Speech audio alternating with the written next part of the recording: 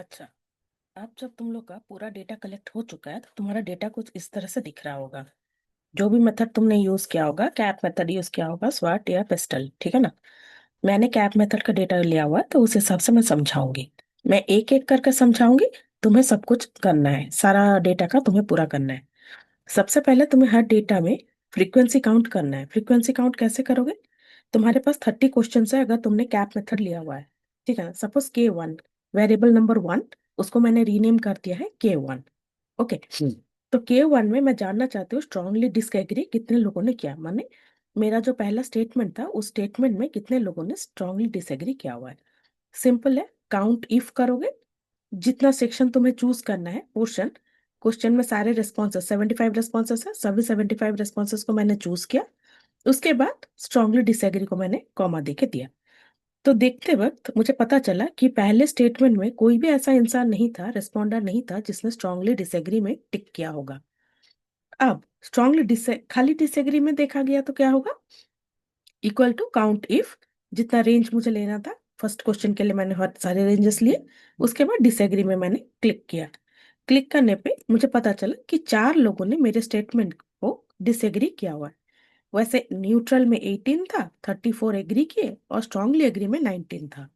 Total मैंने recheck cross check करने के लिए किया तो 75 मेरा निकला, यानी सारे रेस्पॉन्सेस काउंट में लिए गए हैं।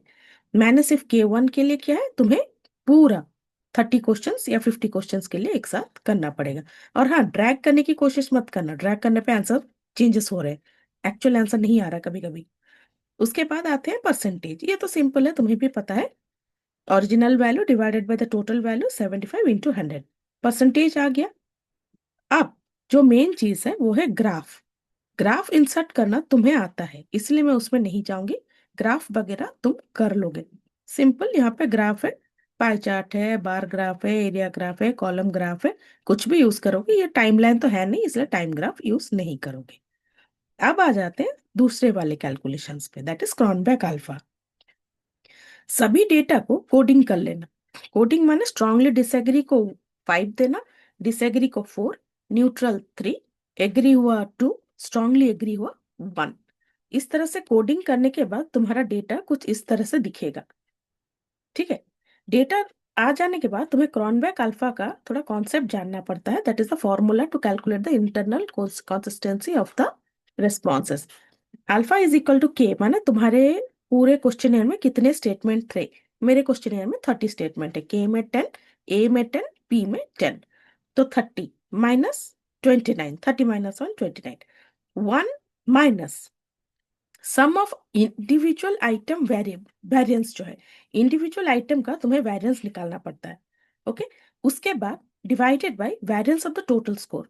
इंडिविजुअल आइटम का वेरिएंस हम लोग कैसे निकालेंगे, फिर उसको टोटल भी करना है। उसको निकालने के लिए इक्वल टू वेरिएंस और जो रेंज तुम्हारा है डेटा सेट का। ओके, B2 से लेके B76 मेरा था। इंडिविजुअल वेरिएंस एक निकालने के बाद तुम ड्रैग कर सकते हो, उसमें कोई प्रॉब्लम नहीं है। ड्रैग करते ही तुम्हें सारे रिस्पॉन्सेस इस तरह से मिल जाएगा। ओके। उसके बाद नीचे क्या था, डिनोमिनेटर में क्या था, variance of the total square. उसके लिए तुम्हें क्या करना है, लास्ट में जाओगे, लास्ट में जाके हर एक रेस्पोंडेंट्स का तुमने कोडिंग किया हुआ है, स्ट्रांगली डिसएग्री से लेके स्ट्रांगली एग्री तक, 5 से लेके 1 तक।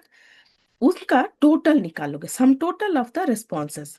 Sum total of the responses निकालने के बाद तुम उसको ड्रैग कर लो, कोई प्रॉब्लम नहीं है। यहाँ पे ड्रैग में मैंने देखा हुआ है सेम आंसर आ रहा है, कोई प्रॉब्लम नहीं, दिक्कत नहीं हो रहा है इसमें। आने के बाद उनका वेरिएंस निकालोगे। तुम चाहो तो 89 के बाद ड्रैग कर लो या दोबारा फॉर्मूला डालो, बात सेम ही, आंसर सेम आएगा। ओके। उसका वेरिएंस निकाल लोगे। अब तुम्हारे पास सारे रिस्पॉन्स, सारे डेटा माने इंफॉर्मेशंस आ चुके हैं। तुम अब क्रॉनबेक अल्फा कैलकुलेट करने के लिए तैयार हो। वेरिएबल्स कितना था, 30। सम ऑफ आइटम न्यूमरेटर में कितना आया, 29। डिनोमिनेटर में कितना आया, 401.2। तो उस हिसाब से मैंने फॉर्मूला डाला, k divided by k minus 1 multiplied with 1 minus sum total of the variance, individual variance divided by total का वेरिएंस। ओके। काटाकुटी काटाकुटी, उसके बाद आंसर निकला 0.95। अब अगर 0.95 आ रहा है तो according to the internal consistency mapping वो यहाँ आ रहा है। So my data is an Excellent data set. I am ready to proceed with my further calculations.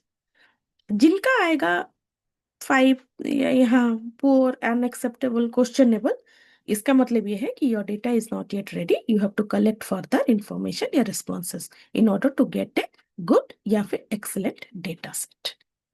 ठीक है, इतना तक करो, उसके बाद फिर नेक्स्ट टाइम बोलूंगी क्या करना है क्या नहीं करना है।